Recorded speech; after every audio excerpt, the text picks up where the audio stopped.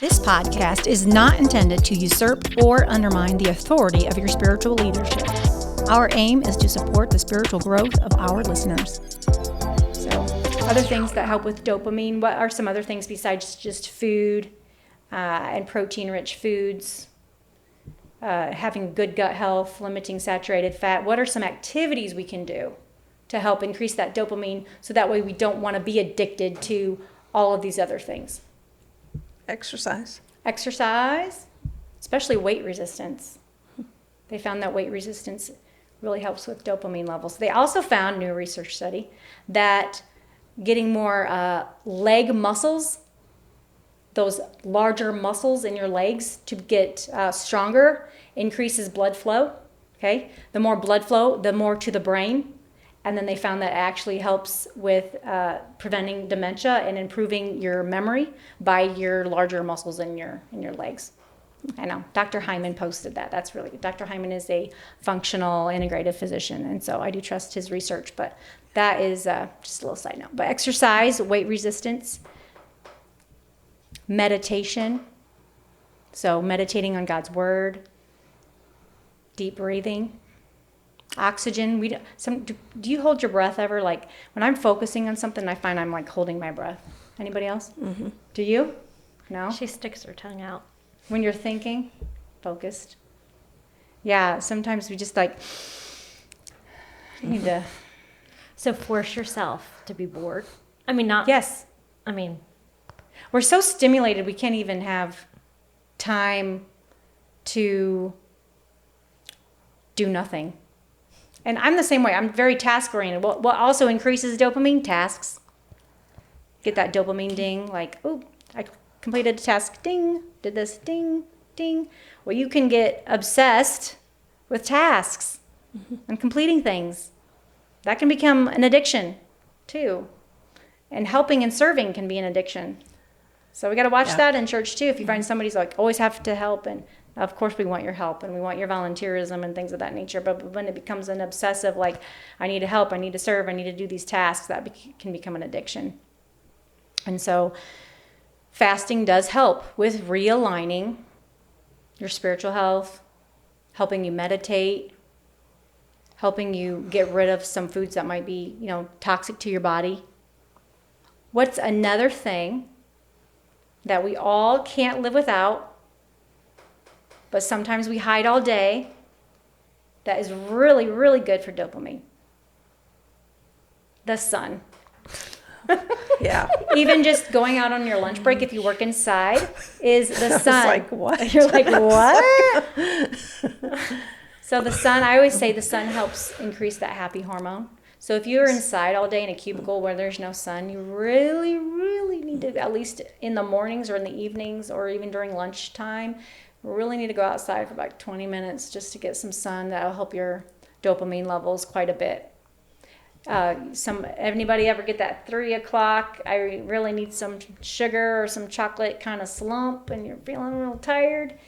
I usually recommend just go outside and get some sun. I mean, if you really want a piece of chocolate, eat the piece of chocolate. Like we talked about the other time, like just eat the donut.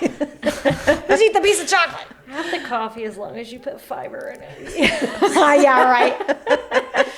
Side note with coffee is it has a 7-hour half-life. So I if you just don't like the bite of coffee. I don't like the aftertaste. But if you have coffee at 3 p.m. or something, half-life is like 7 hours. So it's still in your system at bedtime, like 9 p.m. That's why they say don't have any coffee after 3. It messes up the brain. But if you're autistic or on the spectrum, ADHD, it calms you down. Yeah. So normal people, coffee will, or caffeine will stimulate your brain. Someone here will drink something and Someone then go here take a nap. got me a venti coffee and I slept for 5 hours. Yeah, it is interesting. Those with, they call it, everybody's on, it seems like everyone's on a spectrum of some type. But people, those that have, ADHD, they do get calm with caffeine, and you have to regulate that too, because they can have a lot of caffeine because they want to feel calm, and their brain calms down with it. So then they get an addiction the other way? Yeah. So they get an addiction to wanting to feel calm, so then they drink caffeine. because they feel like their brain can't turn off. So you can get addiction that way too. What's your opinion on, like, I know you said we aren't a number, but what do you think about the BMI scale? Would you say that too is a myth, I guess? No, it's not a myth. I would say we aren't a number, but insurance companies need to use some kind of scale to determine the possible health of someone. And it doesn't take into consideration weight of muscle. So like bodybuilders are considered obese, even though they have very little fat. So BMI in general, I wouldn't take it as a number one of like your health or how healthy you are, because there's plenty of people that are heavier that are healthier than those that have a healthy BMI because they're not eating as healthy. You know what I'm saying? So Yeah. your BMI is not an indicator, in my opinion, And of health. It really if you're isn't. shorter, you I have know. a rougher I know. time at BMI. Focus on, that's why I am kind of glad some insurance companies look at like labs and they look at your lifestyle, like if you smoke, and they'll look at that versus just your BMI. Sometimes physicians will be really mean to patients and say, you're fat, BMI of blah, blah, blah. And it's like, wait a minute, you don't know, you're my bone size. You don't know what I'm eating is healthy. And then somebody who's like a BMI that's normal, they're like, oh, you're fine. And then they smoke and they eat bonbons all day. That's not, so BMI is not a good indicator of health or longevity. Food and how you feel and what you're eating, that's the most important. BMI is just an indicator that they started using to determine for like research and insurance, things of that nature. So also for dopamine. So what have you found are some areas where you feel like maybe you feel like there could be a pull to an addiction, and then how have you maybe overcome that? Whether it be food, whether it be the phone, like what kind of things have you done to help with that? You mean like if you... Yeah, so we all if you have an we all issue- struggle. Yeah. Yeah. So if you have an issue with food and you do, like when you are stressed and you turn to like sugar or, anything to kind of bring you that comfort Right. right at that moment. What are things that you have done to help you reset or change that habit, that behavior? Well, one, I recognize my triggers. Okay, so of what number was- one, recognize yes, triggers. What was causing it. So many times triggers are a lack of our own boundaries, of not saying no when we want to say no, or people pushing things and we feel pressured and then we say yes. So triggers, and what else? That have helped you not want to stress eat. Wanting to get healthier. The desire, the motivation to get healthier. Yeah, because when you get a yearly checkup and suddenly a couple of numbers are not good, and the doctor's saying, this concerns me, and I'm afraid I don't want to regret us not doing something about it, and then something happens. Mm-hmm. That's a wake up call. It's like if you know something, you want to do something about it. Not everybody feels that way. They're just like, well, I know it, but I don't care. Apathetic kind of way. But if you know something, many of us want to do something about it. And for myself, I want to be able to take care of myself. I recognize the things that have taken place that kind of took me down that road. Mm-hmm. But I also want to be healthy because I know that at some point in time, I've already been a caregiver, but I know I'll be a caregiver again.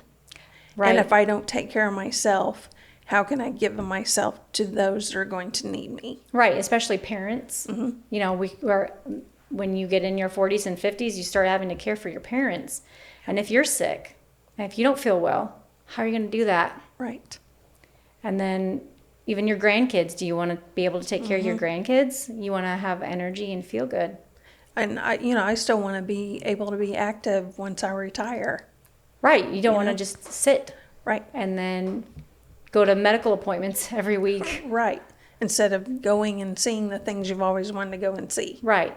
And that's the motivation. Mm-hmm. If those that want to eat healthier, eat more plant-based foods, get more exercise, try to limit this extra stuff that your body doesn't like, find those as motivations versus your weight, which is going to be up and down temporary, or Right.